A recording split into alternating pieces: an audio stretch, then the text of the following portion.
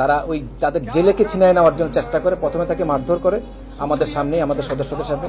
আমরা তখন বাধা দেওয়ার চেষ্টা করি যে আমরা কখনো ভারতীয় নাগরিকদের কখনো নির্যাতন করি না, আত্মনির্ভর করি না। এখন ওরা যদি গায়ে হাত দিয়ে পরে ব্যাপারটা হবে এমন হতে পারে যে সবাই বলবে যেটা আমরা করছি। তো আমরা তাকে বলেছি ওয়েট করেন, আমাদের লোককে অলরেডি ইনফর্ম, এটা জানানো হয়েছে উপরে, এটা নিয়মতান্ত্রিকভাবে পতাকা বৈঠকের ভাবে যেভাবে রুলস আছে সেভাবে যাবে। তখন তারা হয়তো, এবং তারা টোটালি অপ্রস্তুতভাবে আসছিল, তাদের ইউনিফর্মের মানে যেটা বিষয়গুলো, এগুলো কিছু আরও বিষয়গুলো আছে।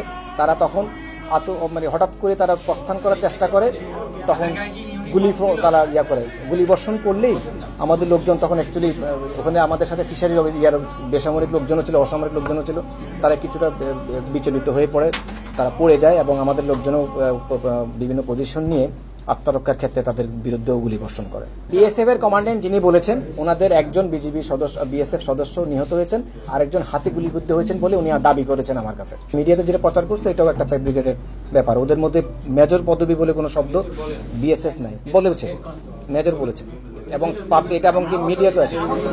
ঠিক আমি করতে পারছি না কারণ ডেড বডি আমি দেখিনি, কোনো অফিসিয়াল লিখিতভাবেও আমার কাছে আসেনি, কোনো প্রোটেস্ট নোট এখন আমি পাই নাই। ওদের যে দাবিগুলো সেগুলো আমরা এখন গ্র্যাজুয়ালি আস্তে আস্তে তদন্ত করব, প্রত্যেকটা জিনিস আমরাও দেখব এবং আমরা পরবর্তীতে যাতে আরও সতর্কভাবে চলার জন্য যা যা করার সেভাবে চলবো। উত্তেজিত মোতায়েন হওয়ার মতো কোনো ঘটনা নেই এবং এই ধরনের প্যানিক হওয়ার মতো কোনো বিষয় নেই। ওনারাও আমাদেরকে আশ্বস্ত করেছেন, আমরাও আশ্বস্ত করেছি যে আমরা স্বাভাবিকভাবেই যেভাবে যৌথ পেট্রোল করা সেভাবে করব।